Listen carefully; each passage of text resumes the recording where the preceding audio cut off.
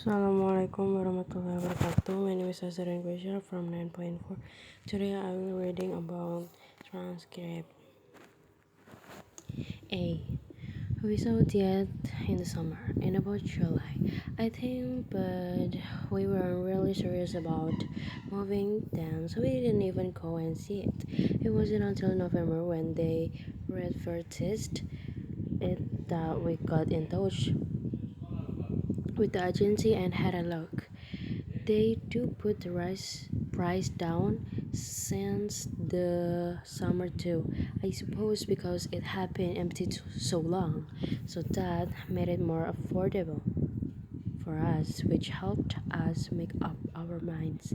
It was perfect, a bigger garden for the kids and enough space for an office.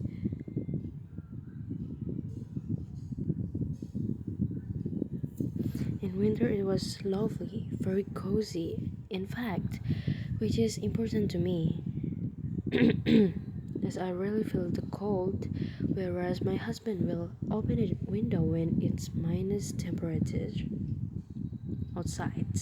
Anyway, in July, when summer really started and we had the heat wave, we understood why no one had wanted to rent it over summer. It was bowling, out those lovely big windows that made the flat so like an open where like a greenhouse as soon as it got warmer. From about 8 in the morning until 7 in the evening. It was like living in a sauna. We couldn't stand being at home, and weekends were especially bad. No air conditioning, of course. If only we do gone to see it when it was first fire at farthest in July, we do never have moved in. B. I always rent apartment when I go on holiday rather than staying in hotels. Hotels are so impersonal, aren't they? This way you get to feel like you really live in the place you are visiting. It's the first time I have done it the other way around, told and rent out my place. But it seemed like a good way of making some extra money. The website is really easy to use and they only charge a 5% commission, which is lower than a lot of the other holiday rental sites. It's all about the photos and the reviews.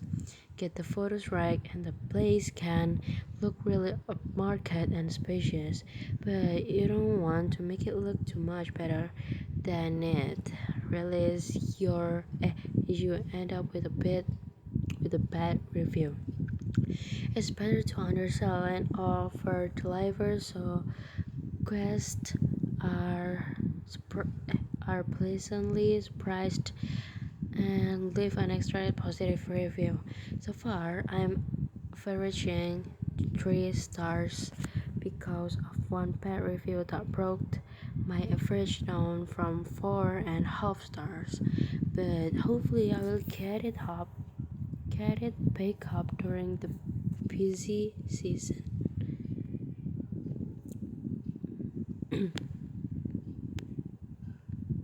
C.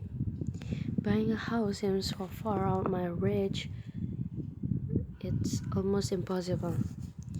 As if for loads of people my age these days, my parents always told me renting was throwing money away, but it was different in their day, then people could afford to buy a house on a normal salary, but nowadays house prices are so high and no one will look at you unless you have got a deposit. Huge deposit. The problem with my dreams of buying is that it's never going to come true. Not unless my parents help me out, but I have got two sisters and we are all in the same position. At least they've both got good jobs and not good enough to buy a house, but at least they can afford to rent places of their own in nice areas.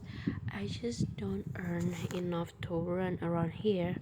Even if I get promoted to manager, it will be tough to find somewhere unless I share and call me fushy. But there aren't that many people I want to share a bathroom and kitchen with. Some days I think I will be stuck living with my parents forever. Even renting is like a dream to me. D. At first, our landlord was really helpful. Couldn't do enough for us. You hear stories of nightmare landlords, and we felt like we were really lucky, or so we thought.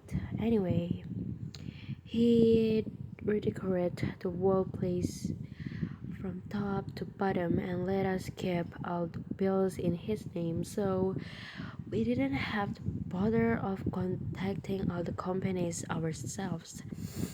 He even offered to come round and do the gardening as he knew we both worked long hours and might not have time.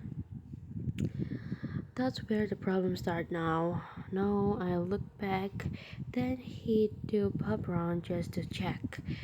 Everything is okay for you. Once a month, then twice a month. Soon he was coming every week with some excuse or other. In the beginning, we do invite him in for tea, but it was only encouraging him. So when we realized, we just try to have the conversation on the doorstep instead. I got so bad we pretend to be on our way out if we saw him coming up the path. We do grab our coats and walk around the block until he do gone. I don't know if he was just lonely or just didn't trust us not to ruin his precious house. In the end, we gave our notice and found somewhere else. It's a shame because we really love that house, but at least it's more peaceful in the new place. Assalamualaikum warahmatullahi wabarakatuh.